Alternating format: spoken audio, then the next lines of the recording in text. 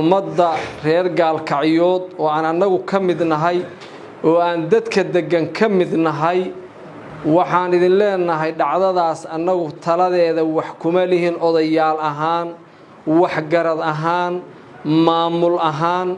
mas'uuliyad noocay rabta ha ahaatee qof ehel u ah mas'uuliyad dhacdadaas raalina kama aha kumana talin shirkan jaraa'id waxaan u qabanay dhacdo fool xun ee ka dhacday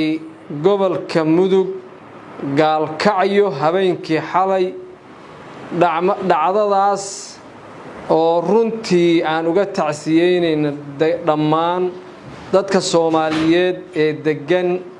aad baan uga tacsiyeynaynaa annagoo ah beesha leelkase aanan ku hadlayo afkeeda waxaan uga tacsiyeynaynaa maamulada labada dhinac Galmudug iyo Puntland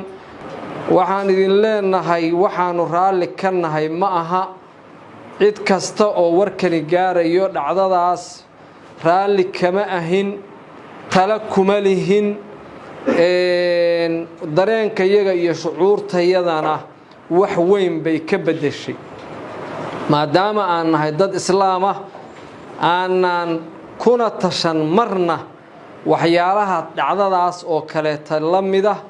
iyo midaan hadda dhacday midna walaalayaal marka ummadda reer gaalkacyood oo aan anagu ka mid nahay oo aan dadka degan ka mid nahay waxaan idin leenahay dhacdadaas anagu taladeeda wax kuma lihin odayaal ahaan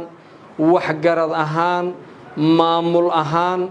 mas'uuliyad noocay rabta ha ahaatee qof ehel u ah mas'uuliyad dhacdadaas raalina kama aha kumana talin cidda ka shaqaysay waa cid wax magarad ah intaa kadib waxaan rabaa inaan sheegno in lala xisaabtami doono oo ay beeshu diyaar u tahay dadkaas dhibka geystay in lala xisaabtamo qodobka iigu dambeeyo aan raba inaan sheego waxay tahay arrintii nabadgelyada ee socotay ee baaqiyadeedu horay ay u soo baxeen iyo dadaalada nabadda ee kala duwan ee gobolka laga wado labada dhinac ama ummadda kaleeta ee degan gobolka ay wadaan waxaan ku baaqaynaa inaysan arrintaasi ku noqon